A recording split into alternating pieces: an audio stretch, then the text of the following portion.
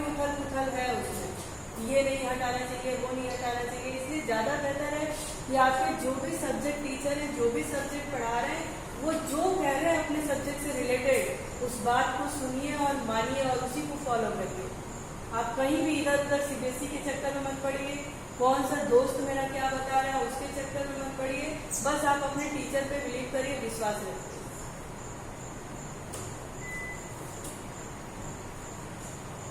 अब उम्मीद करते हैं कि आप किसी टीचर से ये नहीं पूछोगे कि मैम ये चैप्टर तो आ ही नहीं रहा है, वो उस लेवल से पढ़ाएगा उसको, ठीक है।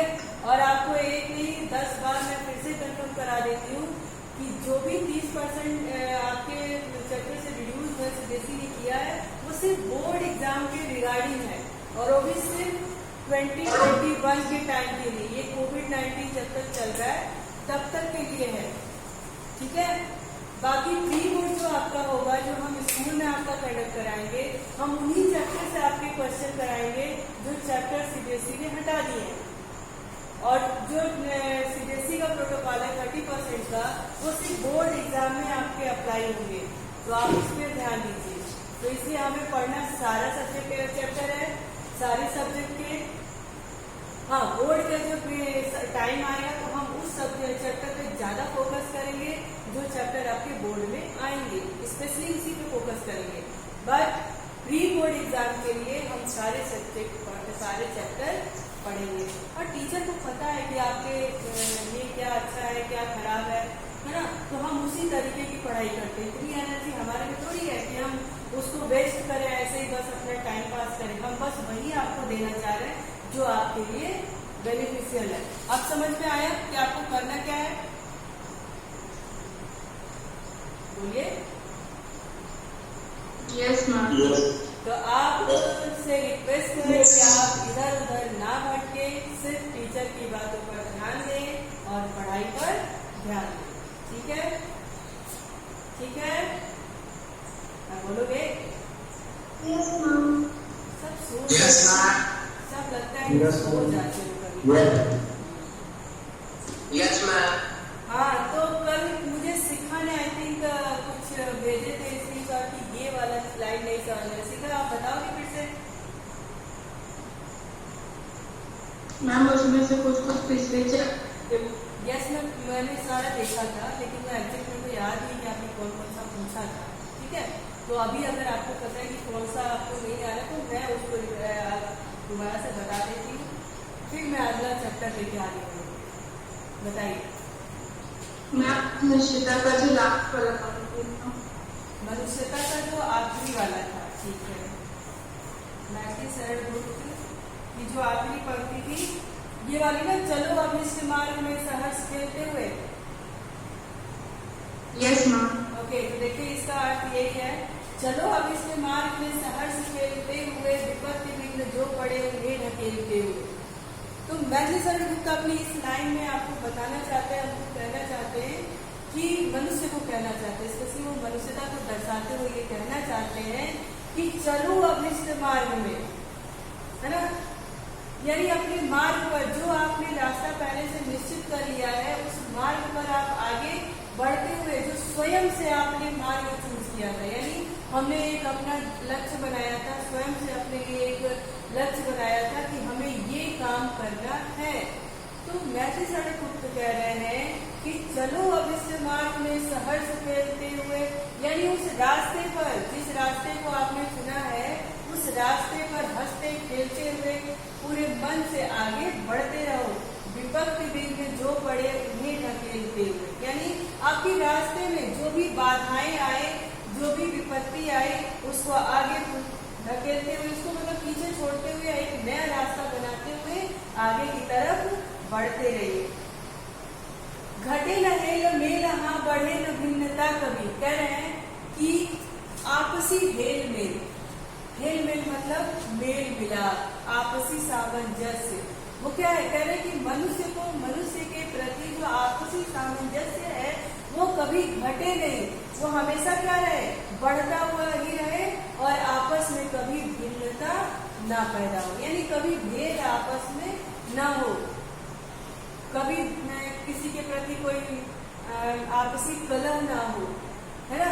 वो कहते हैं सामंजस्यता बनाते हुए बिना किसी विभेद के, बिना किसी कलह के आगे बढ़ते रहिए। अतर्क नहीं तो पंथ के सतर्क पंथ हो सके। कह रहे हैं कि जो भी पंथ मतलब होता है रास्ता, यानी अपने रास्ते पर सतर्क होकर के और आगे की तरफ आप बढ़ते रहिए। तभी समर्थ भाव है कि कार का भुआ तरे, वही मनुष्य है कि जो मनुष्य के लिए मरे करे।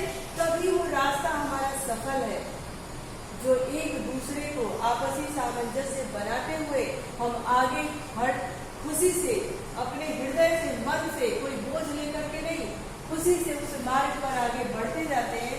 और सही मायने में वही मनुष्य है कि जो मनुष्य के लिए जीता है। और कोई लाइन बताइए क्लास? Yes, ma'am. और भी कोई कहीं पे कोई दिक्कत हो आपको? नहीं, कोई दिक्कत नहीं है। चलिए, बहुत अच्छी बात है कि आपको कोई परेशानी नहीं है, सब कुछ आपको समझ में आ रहा है ना। अब हम एक नई कविता लेकर के आएंगे, सुमित्रा नंदन पंत जी की कविता है ना। सुमित्रा नंदन पंत, सुमित्रा नंदन पंत के बारे में आप सुने हो कभी, पढ़े हो इनकी कविताएं कभी? क्लास?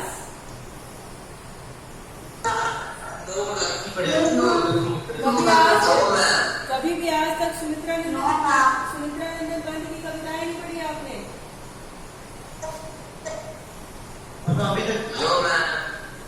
अच्छा, चलिए तो ठीक है, फिर आज हम पढ़ेंगे। वैसे आपने पढ़ी होगी, आप अपनी पिछली क्लास में देखेंगे में, तो आपने पढ़ी होगी। ठीक है, देखिए सुमित्रा नंदन पंत के विषय में थोड़ा सा हम जान लेंगे कि ये थे कौन। तो सुमित्रा नंदन पंत 20 मई 1900 को उत्तराखंड के कौसानी अल्मोड़ा में जन्मे सुमित्रा नंदन पंत ने बचपन में ही कविता लिखना शुरू कर दिया। ठीक है, सुमित्रा नंदन पंत बचपन से ही कविताओं की रचना करना शुरू कर दिए थे। 7 साल की उम्र में संस्कृत में काव्य पाठ के लिए पुस्तक 1915 में अस्थायी रूप से साहित्य सृजन शुरू किया और छायावाद के प्रमुख स्तंभ के रूप में जाने लगे। यानी ये कौन थे? सुमित्रा नंदन पंत एक छायावादी कवि थे। स्तंभ मतलब क्या होता है? छायावाद के एक अकेले यही कवि नहीं थे, और भी सारे लोग थे। तो एक मजबूत पिलर के रूप में, यानी छायावाद के बहुत ही अच्छे कवियों में उनका नाम आता है।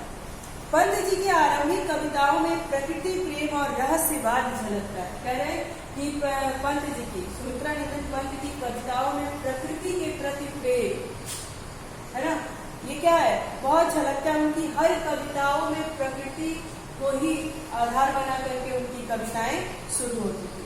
अब आपको समझ में आया कि आपने सुमित्रा नंदन पंत की कविताएं कहीं पढ़ी है। क्यों? क्योंकि ये प्रकृति प्रेमी थे और ये बहुत सारी कविताएं इन्होंने लिखी हैं जो प्रकृति को ही आधार बना करके इन्होंने लिखा है। प्रकृति को आधार बनाया और उसी को उन्होंने अपने कविताओं में महत्व दिया। इसके बाद ये मार्क्स और महात्मा गांधी के विचारों से प्रभावित हुए। इनकी याद की कविताओं में अरविंद दर्शन का प्रभाव स्पष्ट रूप से नजर आता है। मैं ये सुमित्रा नंदन पंत के बारे में इसलिए बता रही हूँ क्योंकि आपको भी इनके बारे में एकदम डीपली नॉलेज होना चाहिए। आपको भी इनको पता होना चाहिए आपको कि ये किस प्रकार के कवि थे, इनकी रचनाओं में सबसे ज्यादा प्रमुखता किसकी होती थी और ये कब से लिखना प्रारंभ किए, इनकी जन्म तिथि, ये सारी चीजें आपको उसमें पता होना चाहिए। क्योंकि कभी कभी आपके एग्जाम में जीवनी लिखने के लिए भी आता है या फिर इनके जीवन काल से कुछ रिलेटेड चीज आपको प्रश्न में दे दिया जाएगा और पूछ लिया जाएगा कि ये कौन थे, ये किनके बारे में थे, है ना। चाहे छायावादी कवियों के नाम दे दिया जाएगा, उसमें से इनका भी नाम रहेगा और आपको पूछ करना पड़ेगा कि इसमें से छायावादी कवि कौन है। ठीक है, या फिर दे दिया जाएगा कि सुमित्रा नंदन पंत किस प्रकार के कवि थे, तो आपको लिखना पड़ेगा कि ये प्रकृति के कवि थे, ये प्रकृति को अपना आधार मान करके अपनी रचनाओं को लिखते थे। फिर जीविका के क्षेत्र में पंत जी उदय शंकर संस्कृति केंद्र से जुड़े आकाशवाणी के परामर्शदाता रहे। परामर्शदाता यानी वो राय देते थे, है ना, एडवाइजर के रूप में थे, ठीक है। परामर्शदाता रहे। लोकायतन संस्कृत संस्था की स्थापना की। 1961 में भारत सरकार ने इन्हें पद्म भूषण सम्मान से भी सम्मानित किया।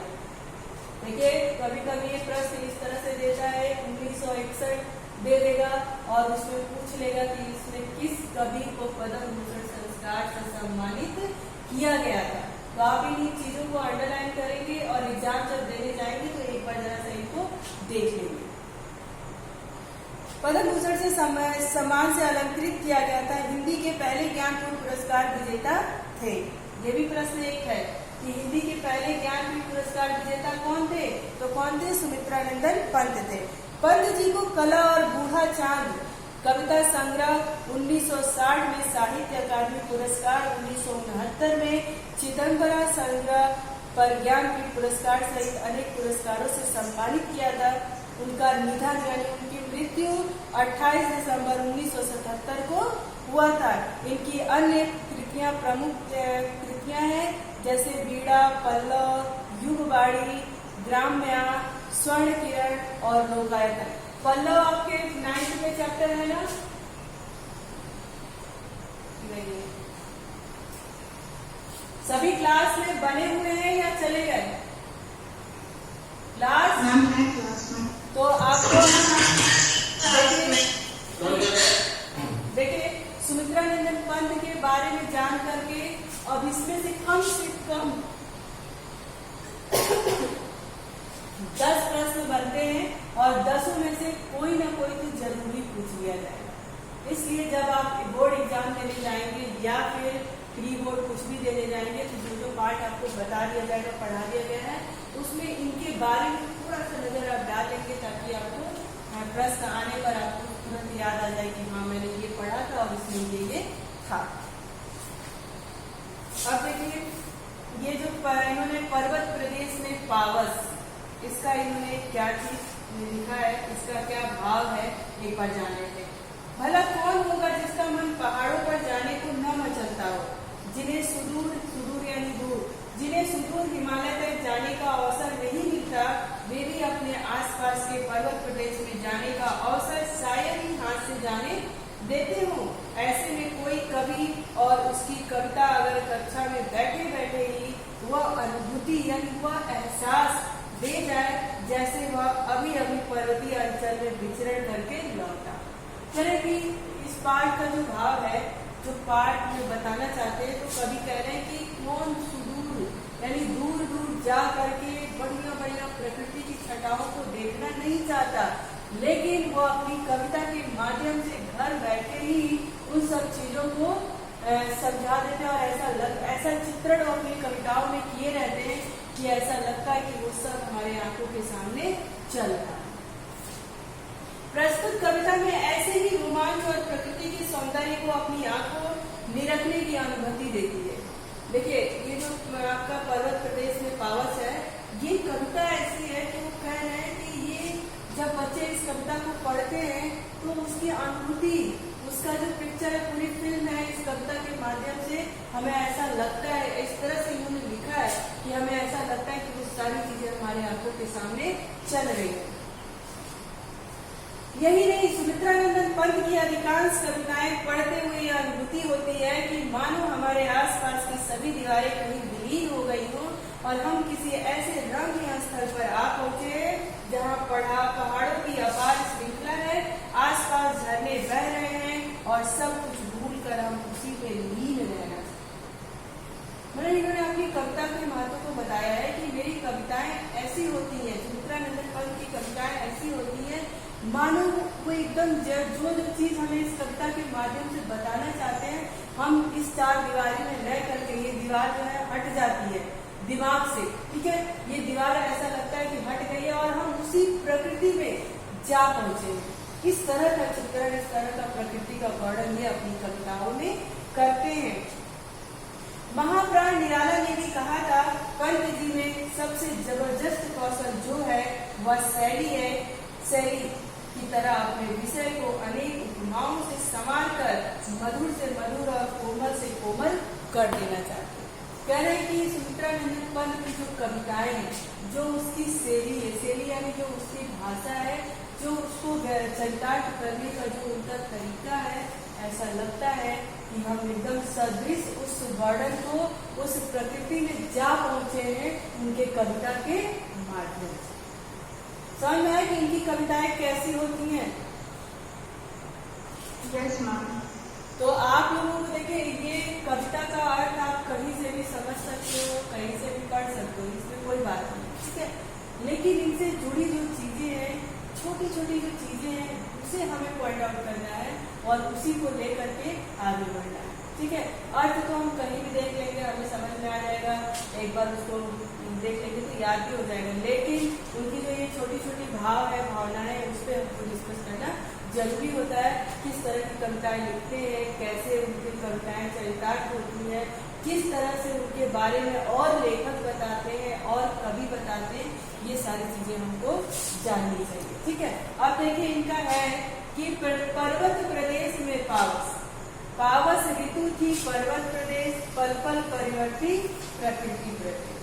पावस यानी वर्षा ऋतु, पावस मतलब होता है वर्षा यानी बरसात का महीना, जो ये समय जो मौसम चल रहा है, ये बारिश का ही मौसम है। तो कह रही पावस ऋतु थी पर्वत प्रदेश, पल पल परिवर्तित प्रकृति वेश। कह रही है कि ये जो वर्षा की ऋतु है, सुमित्रा नंदन पंत अपने कविता के उससे कह रहे हैं कि ये जो वर्षा की ऋतु है, ये पर्वत पर चल रही है, यानी हमसे दूर, अभी हमारे पास भी मानसून नहीं आया था, दूर आया था, और इसकी वजह से बादल क्या थे, वो पल पल हर क्षण परिवर्तित होते रहते। भाई हम कहते हैं ना, जब हम बादल की तरफ देखते हैं तो कहते हैं लग रहा है कि अब बादल आ रहा है, बादल घिर आया है, तो हम बारिश होने का अनुमान लगा लेते हैं।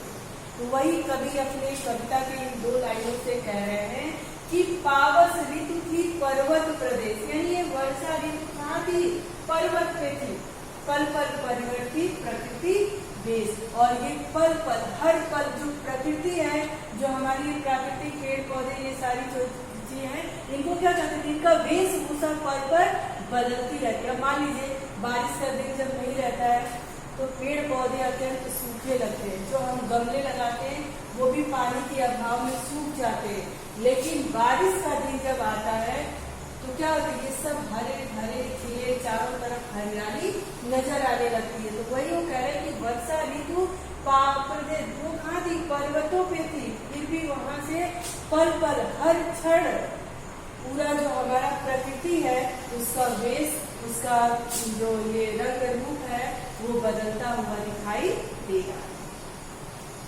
मेखलाकार पर्वत अपार, अपने सहर्ष दृढ़ सुमन खाड़, अवलोक रहा है बार बार, नीचे जल में निज महान। ठीक है, मेखलाकार यानी करधनी के आकार की पहाड़ की ढाल, है ना, करधनी के आकार की। करधनी किसी ने देखा है, यानी चारों तरफ से ऐसे घिरा हुआ। मेखलाकार पर्वत अपार, अपने सहस्त्र दृढ़ सुमन हाड़। मेखलाकार यानी करधनी के आकार से चारों तरफ घेरा हुआ जो ये पर्वत का आकार है। पर्वत हमारे हमको कितने 3 तरफ से घेरा हुआ है कि नहीं, पर्वत हमको कितने तरफ से घेरा हुआ है, कोई बताएगा? आपको एसएसटी में बताया होगा कि हमारे जो पृथ्वी है उसको पर्वत कितने भागों में घेरा हुआ है, तो कौन बताएगा? बताइए, बोलिए। 3 भाग में, तो वो माने पूरा तिहाई हो गया ना, एक तरफ हमारी प्रकृति छूटी। तो वो कह रहे हैं कि मेखलाकार पर्वत अपार, अपने सहस्त्र दृढ़ सुमन हाड़। सहस्त्र मतलब 1000, 100 वर्षों आगे, ठीक है, 1000 वर्ष आगे।